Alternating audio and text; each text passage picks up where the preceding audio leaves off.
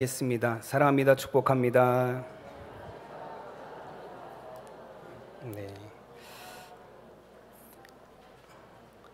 오늘 교회 창립 57주년 기념주일, 또 이렇게 예배에 참여하신 우리 성도님들 위해 하나님이 주시는 은혜가 충만한 시간 되시기를 바랍니다. 오늘은 저희가 마태복음 16장 13절에서 20절까지 말씀을 함께 봉독했습니다. 말씀의 제목은 반석 위에 세워진 교회입니다. 우리 다 함께 제목을 따라 하시겠습니다. 반석 위에 세워진 교회. 아멘. 여러분, 오늘 영상을 보셨듯이 우리 교회 창립 57주년을 기념하는 주일입니다. 1966년 5월 22일에 저희 교회가 창립이 되었습니다. 그리고 처음에 세워질 때 교회 이름은 성은교회가 아니라 구지리교회였다고. 네. 그래서 이름이 참 잘 바뀌었다라고 생각을 하고 있습니다. 네. 30평의 건평을 가진 작은 교회에서 이제 시작을 했습니다. 근데 57년의 역사를 지나면서 이제 교회가 성장도 했고, 그리고 이곳에 우리가 이전해 오면서 또 새로운 성전도 1983년도에 지었고, 이렇게 57년의 역사를 지나왔습니다. 여러분, 사진을 통해서도 여러분들이 보셨듯이 이런 57년의 그 역사 모든 순간순간이 하나님께서 우리 교회를 위해서 베풀어 주신 은혜인 줄로 믿습니다. 여러분, 우리가 지나온 역사도 중요하지만 그거보다도 훨씬 더 중요한 것은 우리가 앞으로 어떤 역사를 써나갈 것이냐 하는 것이 더욱 중요한 줄로 믿습니다. 여러분, 이제 앞으로 우리 시대, 우리 교회가 써나갈 역사의 주인공들은 바로 이 자리에 계신 우리 성도님들이십니다. 여러분, 앞으로 우리 교회를 통해서 이루어 가실 그 하나님의 놀라운 일들을, 또 그 역사들을 여러분 새롭게 써나갈 수 있는 우리 모든 성도님들이 되시기를 간절히 축원합니다. 오늘은 제가 특별히 이제 마태복음 16장의 말씀을 가지고 창립 주일 이제 설교를 준비했습니다. 오늘 본문의 말씀에 보면 예수님께서 반석 위에 내 교회를 세우리니 음부의 권세가 이기지 못하리라 말씀하셨습니다. 오늘 18절에 보면 또 내가 내게 이르노니 너는 베드로라, 내가 이 반석 위에 내 교회를 세우리니 음부의 권세가 이기지 못하리라. 아멘. 여러분, 예수님께서 반석 위에 교회를 세우시겠다라고 말씀하셨습니다. 그리고 반석 위에 교회가 세워질 때에 음부의 권세가 그 교회를 이기지 못할 것이라 말씀하셨습니다. 즉, 반석 위에 세워진 교회가 든든하게 세워질 것이다라는 말씀이에요. 여러분, 음부의 권세라는 표현은 정확하게 찾아보면 원어 성경에는 지옥의 문이라고 되어 있습니다. 여러분, 게이트 오브 하데스라고 되어 있어요.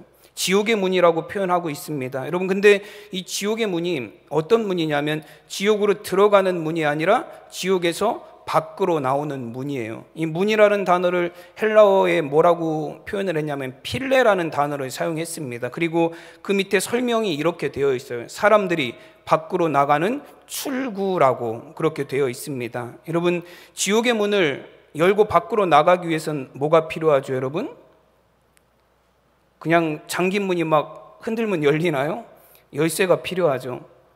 지옥의 문을 열고 나가기 위해서는 열쇠가 필요해요. 그래서 바로 다음 구절에서 예수님께서 베드로를 향해서 뭐라고 말씀하시냐면 천국 열쇠를 내가 너에게 주겠다라고 말씀하셨습니다. 19절에 보면 내가 천국 열쇠를 내게 주리니 내가 땅에서 무엇이든지 매면 하늘에서도 매일 것이요 내가 땅에서 무엇이든지 풀면 땅에서도 풀리리라 하시고 라고 말씀하셨습니다. 여러분, 반석 위에 세워진 교회는 지옥의 문을 열고 천국으로 들어갈 열쇠를, 그 천국 열쇠를 소유한 교회다라고 말씀합니다. 여러분, 지옥 문이 닫힌 것처럼 보이지만 반석 위에 세워진 교회는 그 닫힌 지옥 문조차도 열고 천국으로 들어갈 수 있는 든든한 교회가 되게 하시겠다라고 말씀하셨습니다. 여러분, 지옥에 굳게 닫힌 문이라 할지라도 반석 위에 세워진 교회를 막을 수 없다라고, 이길 수 없다라고 예수님 선언하셨습니다. 여러분, 우리 성은교회가 지난 57년 동안 여러분 정말로 이 세상 속에서도 하나님의 복음을 전하고 정말 세상에 천국 복음을 전하는 귀한 사명을 잘 감당한 줄로 믿습니다. 정말 이 교회를 통해서 지옥문이 아니라 그 지옥문을 열고 천국문으로 들어간 구원받은 하나님의 자녀들이 정말로 많이 세워진 줄로 믿습니다. 여러분, 앞으로도 우리 교회가 이렇게 세상을 지옥이 아니라 세상을 천국의 소망을 가지고 사는 사람들로 가득한 곳으로 바꿔나가는 여러분 그런 반석 위에 세워진 든든한 교회가 될 수 있기를 간절히 축원합니다. 예수님께서 오늘 말씀을 통해서 천국 열쇠를 가진 반석 위에 세워진 교회는 어떤 교회인지를 크게 두 가지를 말씀하셨습니다. 첫째는 주님께서 주인이 되시는 교회가 바로 반석 위에 세워진 교회다라고 말씀하십니다. 오늘 18절 말씀을 다시 보시면 또 내가 내게 이르노니 너는 베드로라 내가 이 반석 위에 내 교회를 세우리니 음부의 권세가 이기지 못하리라 말씀하셨습니다. 여러분, 예수님께서 세우실 교회는 누구의 소유라고 말씀하셨죠? 내 교회라고 말씀하셨어요.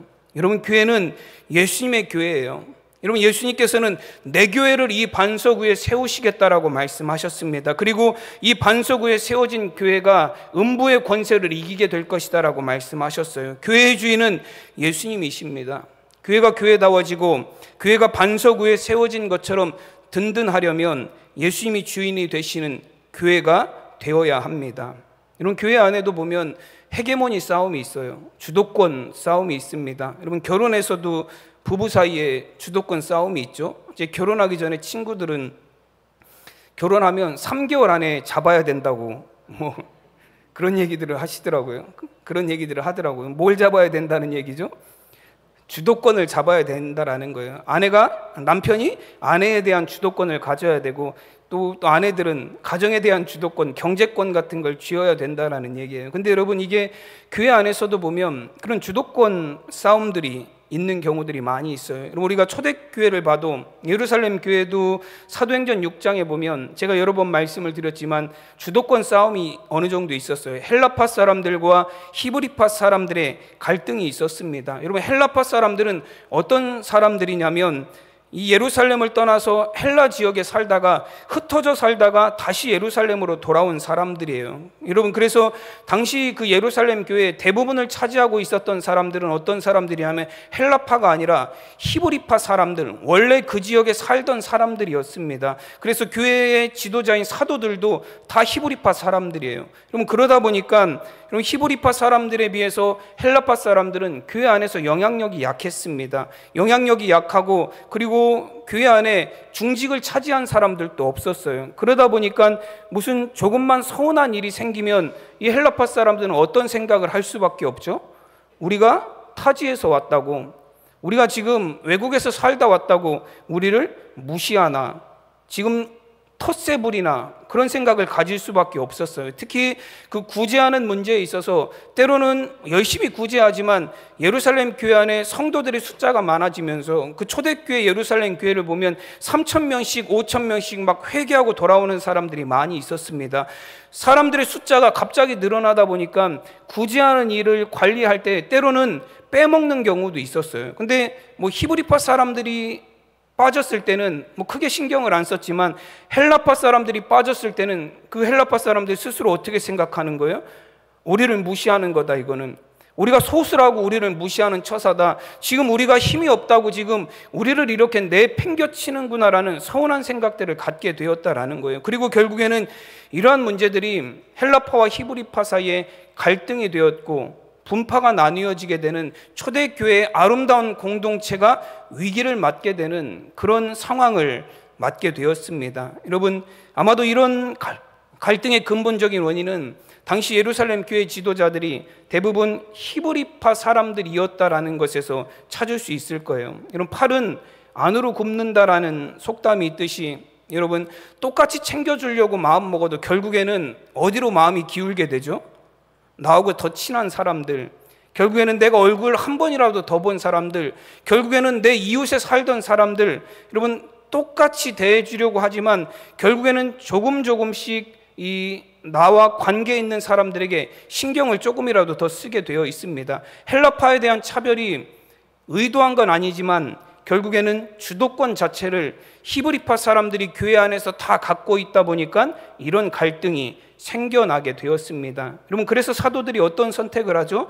우리는 7 집사를 세워서 구제하는 일, 교회의 중요한 일들을 다 맡기고 우리는 말씀과 기도하는 일에 전념하겠다라고 말합니다. 그래서 7명의 집사를 세워요. 사도행전 6장 5절 말씀에 보면 온 무리가 이 말을 기뻐하여 믿음과 성령이 충만한 사람 스데반과 또 빌립과 브로고로와 니가노로와 디몬과 바메나와 유대교에 입교했던 안디옥 사람 니골라를 택하여라고 말씀합니다.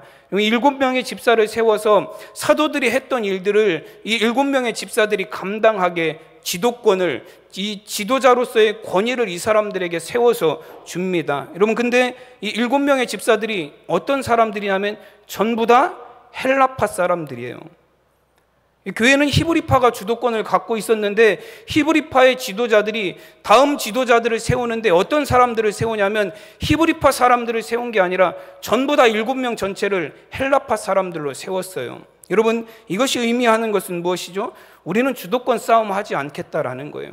우리는 교회의 주도권을 차지하는 걸 원하지 않는다라는 거예요. 우리는 모든 권한을 헬라파 사람들에게 다 넘겨주겠다라는 거예요. 그리고 우리는 하나님의 말씀과 기도하는 일에 전념하겠다라고 사도들이 그렇게 선언을 했습니다. 결국 이런 히브리파 사람들은 자신들의 모든 주도권을, 기도권을 다 내려놓았습니다. 교회 하나됨을 위해서, 교회의 갈등을 해결하기 위해서 헬라파 사람들을 교회의 지도자로 세웠습니다. 여러분, 이것은 무엇을 의미하냐면, 여러분, 교회 안에 있는 모든 지도자들이 무엇에 동의하는 거예요?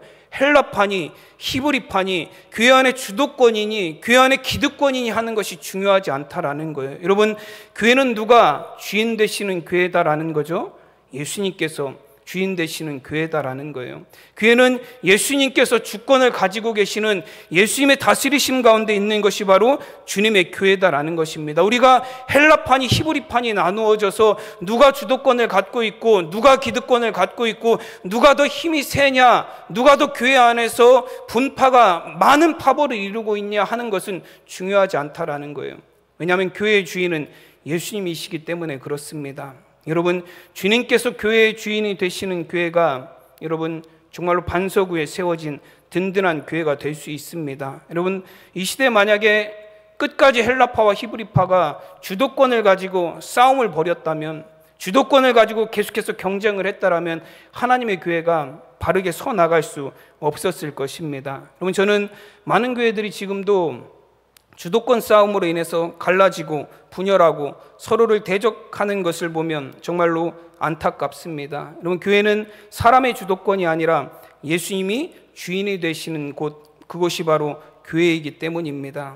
여러분, 우리가 이제 오늘 창립 기념 예배도 드리고 또 장로님 은퇴 차나 예배도 드리고 우리 권사님 취임 예배, 임명 예배도 이따 오후에 드립니다. 그래서 교회에 보면 이 화분들하고 그 꽃들이 굉장히 많이 왔어요. 그래서 사무실로 굉장히 어제는 전화가 많이 오더라고요. 교회가 어디에 위치하고 있느냐 그거 물어보려고 전화들을 좀 많이 하시더라고요. 그래서 한 꽃집에서는 이런 전화가 왔어요. 이제 교회로 전화가 와서 이제 사무실에 아무도 없어서 제가 교회를 전화를 받았는데요. 이제 창립 기념 예배, 은퇴 예배, 취임 예배 드려서 꽃집에서 화환을 가져다 주려고 한대요. 그래서 그때가 점심 시간이 막 끝났을 1시쯤 됐어요. 그래서 아마 사무실에 사람이 있나 확인하려고 전화한 것 같아요. 그래서 막 물어보시더니 나중에 지금 교회에 사람이 있나요? 라고 물어보시더라고요. 그래서 나는 사람이 아닌가? 네. 그런 생각을 잠깐 했어요. 지금 사람한테 전화해놓고 사람이 있나요? 라고 물어보시니까 좀 이상하더라고요. 그래서 네, 있습니다. 라고 했더니 금방 가겠습니다. 라고 이제 좀 이따 오셔서 화분을 두고 가셨어요. 근데 그 이후에도 전화가 많이 왔어요. 어떤 전화가 많이 오냐면 어떻게 교회를 가야 되느냐, 여기 상동인데 어떻게 교회 가야 되죠? 그래서 저도 이제 여기 이사 온 지 얼마 안 됐잖아요. 버스 노선 같은 건 잘 몰라요. 그래서 제가 아는 건 딱 하나, 송내역에서 내려서 20번 버스 타고 오면 부천여중 앞에서 내리면 된다는 거.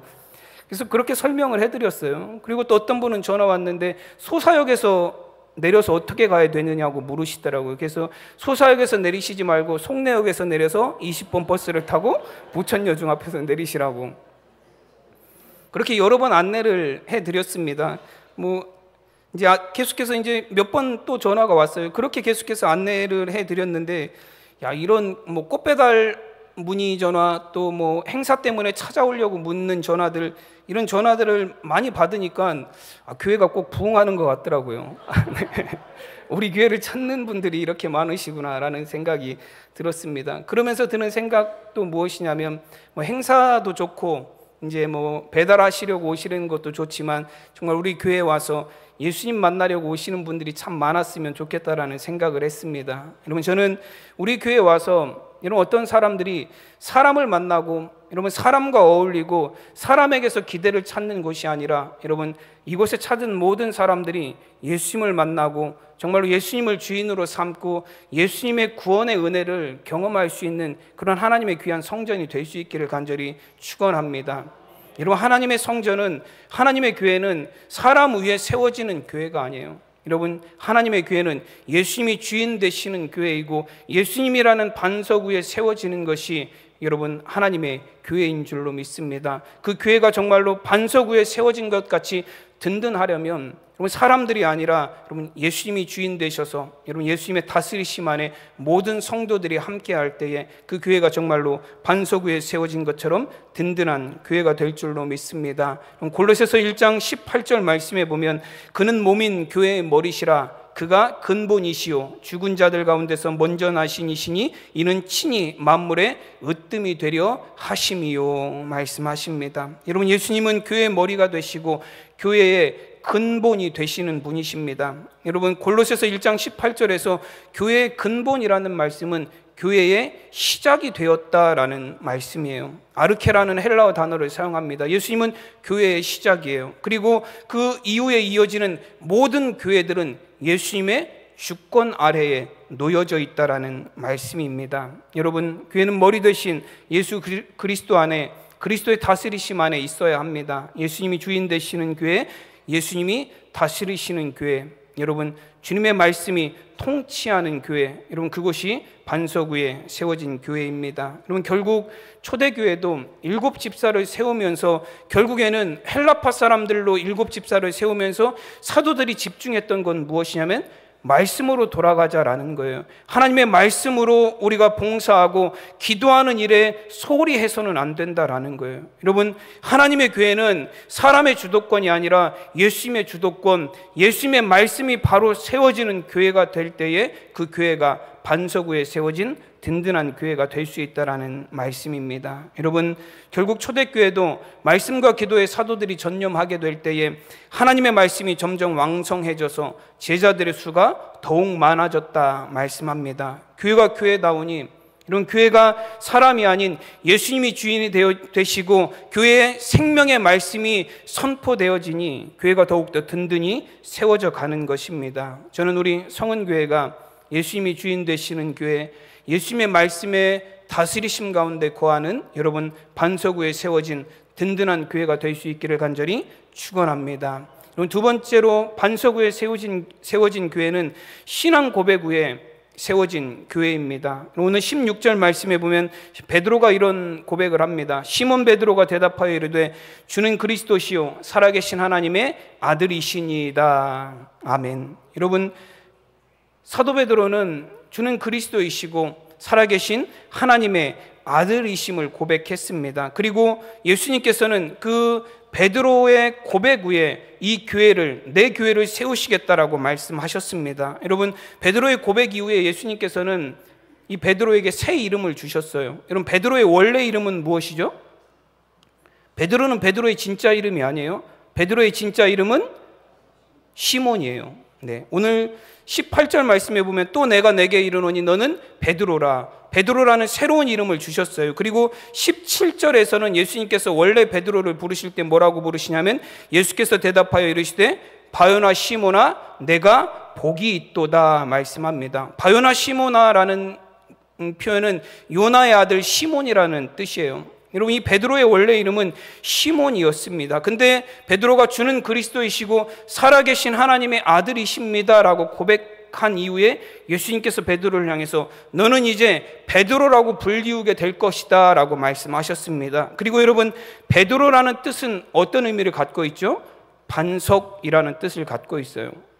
페트라라고 해서 베드로, 반석이라는 의미를 갖고 있습니다. 너의 이름은 이제는 시몬이 아니라 너의 이름은 이제 베드로다, 반석이다라고 말씀하셨습니다. 그리고 예수님께서 그 베드로 반석 위에 교회를 세우시겠다라고 말씀하셨어요. 반석 위에 세우시겠다라는 건 베드로 위에 교회를 세우시겠다라는 말씀이 아니에요. 여러분, 베드로가 주는 그리스도이시고 살아계신 하나님의 아들이십니다라고 고백했을 때 예수님께서는 그의 이름을 베드로라고 하셨습니다. 즉 베드로의 그 신앙의 고백 위에 예수님이 그 교회를 세우시겠다라는 말씀이에요. 베드로 위에가 아니라 베드로가 주는 그리스도이시고 살아계신 하나님의 아들이시다라고 고백했을 때 그 신앙의 고백 위에 예수님께서는 교회를 세워나가실 것이다라고 말씀하셨습니다. 여러분, 이런 신앙의 고백 위에 세워진 교회가 반석 위에 세워진 든든한 교회가 될 것입니다. 여러분, 여러분은 예수님이 그리스도이심을 믿으십니까? 여러분, 그런 신앙의 고백을 갖고 계신가요?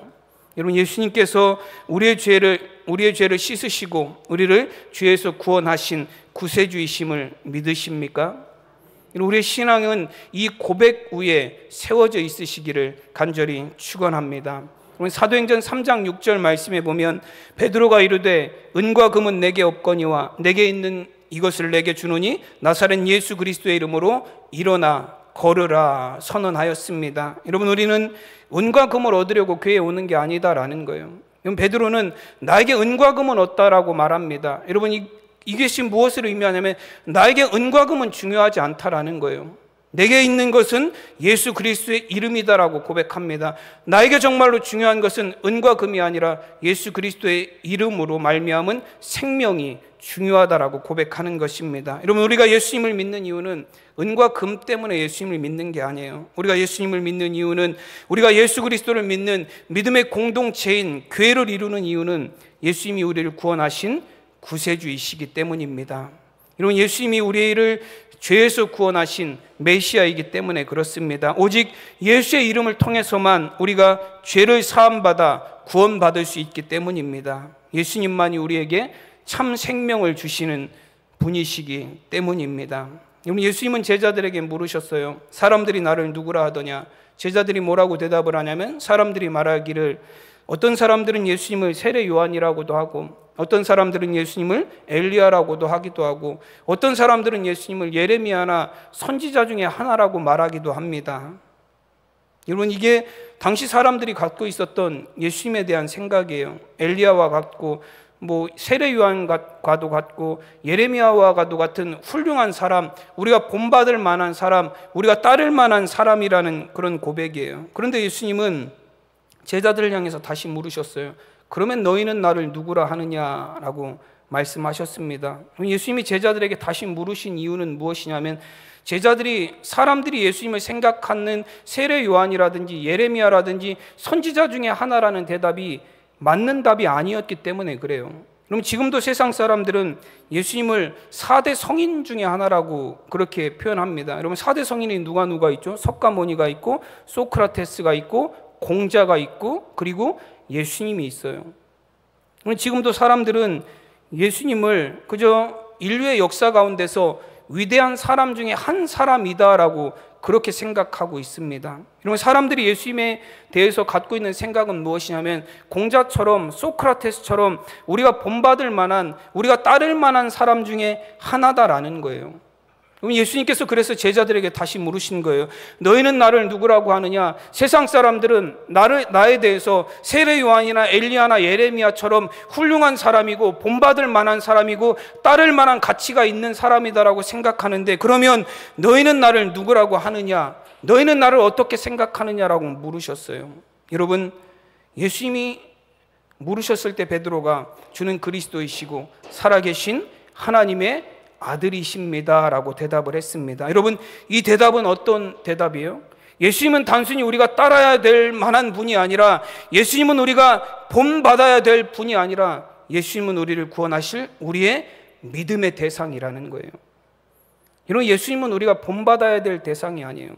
여러분, 예수님은 우리가 따라야 될 훌륭한 사람 중에 하나가 아닙니다. 예수님은 우리를 구원하실, 예수님은 우리의 메시아가 되시고 구원자가 되시는 믿음의 대상이 되시는 분이 바로 예수님이십니다. 여러분, 우리가 이런 신앙의 고백 위에 우리의 믿음을 세워야 합니다. 여러분, 우리의 교회를 이런 신앙의 고백 위에 세워져 가야 합니다. 여러분, 아이들은 꿈이 자주자주 바뀌어요. 여러분들도 어릴 때 생각을 해보시면 어떤 꿈들을 갖고 계셨나요? 제가 어릴 때는 아이들이 대부분 과학자, 아니면 대통령, 장군, 이 셋 중에 하나였어요. 그래서 과학자가 되기를 원하는 아이들은 에디슨의 전기를 보고, 저도 에디슨 퀴리 부인 그 전기 만화책으로 된 게 집에 있어서 엄청 많이 봤어요. 그 대통령이 되고 싶은 아이들은 링컨 대통령이라든지 그런 전기들을 많이 봅니다. 그래서 나중에 또 좀 대단한 장군들을 보면 또 꿈이 바뀌어요. 나는 나중에 장군이 될 거야 해서 이순신 장군, 김유신 장군 그런 전기들을 보기도 하죠. 제가 어릴 때 이제 초등학교 좀 지나선가 중학교 때쯤 된 것 같아요. 그때 어떤 설문조사가 있었냐면 그 초등학생 아이들에게 가장 존경하는 인물, 본받을 만한 인물을 조사한 적이 있어요. 그때 1등이 누가 나왔냐면 세종대왕이 나왔어요. 그리고 2등이 누가 나왔냐면 이순신 장군, 3등이 누가 나왔을까요?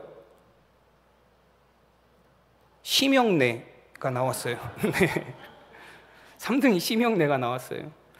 당시에 우레메 하면서 엄청나게 그 심영래 씨가 많이 떴거든요. 심영래 씨가 초등학생들이 존경하고 본받고 싶은 인물로 4등이 에디슨이고 5등이 퀴리 부인 그랬어요. 그래서 심영래 씨가 나와서 인터뷰에서 살아있는 사람은 나밖에 없다고 그렇게 얘기하기도 했던 게 기억이 납니다. 여러분, 우리가 본받을 만한 사람, 따를 만한 사람, 여러분, 세상에 있는 그런 사람들, 여러분, 예수님에 대해서도 우리의 신앙이 그냥 따를 만한 사람, 그 가르침이 본받을 만한 사람으로 그냥 그렇게 예수님을 믿고 따르는 사람들이 많이 있다라는 거예요. 근데 여러분, 예수님께서는 그것은 옳지 않다라고 말하세요. 여러분, 예수님은 우리에게 본받을 만한, 따를 만한, 인간의 모범이 될 만한 분으로 세상에 오신 분이 아니라, 예수님은 세상 죄 가운데 죽어가고 있는 사람들을 구원하시기 위해서 오신 메시아이시고 구원자이십니다. 그래서 예수님은 우리가 따를 대상이 아니라 예수님은 우리의 믿음의 대상이 되어야 됩니다. 여러분, 예수님께서 이런 베드로의 신앙의 고백 위에 교회를 세우신다라고 말씀하셨어요. 따르다가 아니면 다른 사람을 따르고, 따르다가 꿈이 바뀌면 다른 사람을 따르는, 여러분, 따를 만한 대상이 아니라 이 세상의 유일한 구원자, 나는 길이요 진리요 생명이니 나로 말미암지 않고는 아버지께로 올 자가 없느니라 말씀하신 유일한 구원의 길이신 예수님, 우리의 유일한 믿음의 대상이신 예수님으로 오셨음을, 베드로의 그런 고백 위에 그런 하나님의 교회를 세우시겠다라고, 그런 교회가 반석 위에 세워진 든든한 교회가 될 것이다라고 말씀하셨습니다. 여러분, 예수님이 이 땅에 오셔서 세상을 구원하시기 위해 오신 메시아이십니다. 자신의 몸을 십자가에 내어주심으로 세상의 구원을 이루셨습니다. 그리고 그 교회를 예수님은 자신의 몸이라고 말씀하셨어요. 주님께서 자신의 몸을 세상의 구원을 위해서 내어주셨듯이, 여러분, 주님의 몸인 교회는 세상의 구세주로 오신 예수님의 이름으로 생명을 선포하는 세상의 소망이 되는 그런 교회가 되어야 될 줄로 믿습니다. 여러분, 정말로 우리 안에 여러분 참된 생명이 있어서 우리 교회를 찾는, 또 우리 교회에 나오는 모든 사람들에게 예수님의 생명의 빛을 전할 수 있는, 여러분, 그런 반석 위에 세워진 우리 교회가 될 수 있기를 간절히 축원합니다. 제가 예전에 하용조 목사님 설교를 듣는데요, 그 목사님이 이런 예화를 하나 하시더라고요. 그 하용조 목사님이 처음에 면허를 따셔서 저녁에 이제 약간 어둑해지는 시점에 그 차를 몰고 처음 나가셨대요. 처음 차를 몰고 나가시니까 긴장이 많이 되셨대요. 그래서 그 핸들을 꽉 쥐고 막 운전을 하는데 뒤에서 갑자기 경찰이 오더니 목사님의 차를 멈추더래요. 그래서 긴장을 해서 내가 뭘 잘못했지? 신호 위반한 것도 아니고 속도 위반도 안 했고 내가 잘못한 게 하나도 없는데 왜 나를 붙잡지? 해서 차를 길가에 세웠더니 경찰이 와서 그 목사님에게 뭐라고 얘기하시냐면, 목사님 불 좀 켜고 다니세요, 그러시대요. 이게 라이트를 안 켜신 거예요. 왜 라이트를 안 켰죠? 저도 가끔 그런 때가 있어요. 여기서는 라이트를 안 켜도 보여요. 저녁이 돼도 주변에 가로등도 많고 뭐 환하다 보니까 라이트를 안 켜도 가끔은 운전을 할 수 있는 때가 있더라고요. 그래서 한참 가다가 켜는 경우도, 백미러도 마찬가지예요. 접어놓고 가다가 이렇게 보니까 깜깜해서 다시 피는 경우들도 있어요. 여러분, 이 예화를 얘기하시면서 하영조 목사님이 하신 얘기가 뭐냐면, 세상에 교회들이 세상의 빛이 되어야 되는데 교회들이 빛을 발하지 못하고 세상의 빛에 의지하는 교회들이 있다라고 그런 얘기들을 하셨어요. 여러분, 교회 안에 생명이 있어야 됩니다. 이런 교회 안에 예수 그리스도로 말미암은 생명이 있어야 돼요. 그럼 그 생명의 빛이 교회를 통해서 세상에 비춰져야 되지. 여러분, 오히려 세상이 교회를 걱정하는 이 시대를 우리가 살아가고 있습니다. 여러분, 우리가 그 생명을 소유한 교회가 되지 못하고, 여러분, 교회 안에 예수 그리스도라는 반석 위에 세워진 교회가 되지 못하고, 교회 안에 정말로 주는 그리스도시고 살아계신 하나님의 아들이시다라는 믿음의 고백이 생겨나지 않고, 이런 교회 안에 사람이 주도권을 잡아가고, 이런 교회 안에 세상의 정치와 문화가 들어와서 교회 안이 흔들리고 있으니 오히려 세상 사람들이 교회를 걱정하는 이런 시대가 되어가고 있습니다. 여러분, 저는 우리 성은교회가 흔들리는 세상 속에서 정말로 주님이 우리의 그리스도이심을 고백하는 신앙의 고백 위에 든든히 세워져서 여러분, 세상에 생명의 빛을 비추어가는, 여러분, 세상의 소망이 될 수 있는 그런 교회가 될 수 있기를 바랍니다. 주님이 주인이 되시는, 그리고 주님이 그리스도이심을 고백하는 믿음의 반석 위에 우리 교회가 세워져 갈 수 있기를, 여러분의 신앙이 세워져 갈 수 있기를 간절히 축원합니다. 기도하겠습니다. 하나님, 감사합니다. 우리 사랑하는 성은교회 아버지 하나님, 1966년도 하나님 이 교회를 세우시고 57년여 동안 하나님 이 땅에 하나님의 복음을 전하는 귀한 사명을 감당하게 하셨습니다. 아버지 하나님, 지나온 세월도 하나님께서 이 교회를 든든히 세워주셔서 주님이 주인이 되시는 교회, 주님을 그리스도로 믿는 신앙의 고백 위에 세워진 든든한 교회로 지켜주신 줄로 믿습니다. 하나님, 앞으로의 우리 교회 역사 가운데서도 주님이 주인이 되어주셔서 정말로 신앙의 바른 고백으로 주님을 따르는 교회가 되게 하여 주셔서 세상에 주님의 생명을 나누고 전하는, 이곳을 찾는 많은 영혼들에게 참 생명을 전하여 줄 수 있는 거룩한 믿음의 공동체가 되게 하여 주시옵소서. 감사하며 우리 주 예수 그리스도의 이름으로 기도드리옵나이다. 아멘.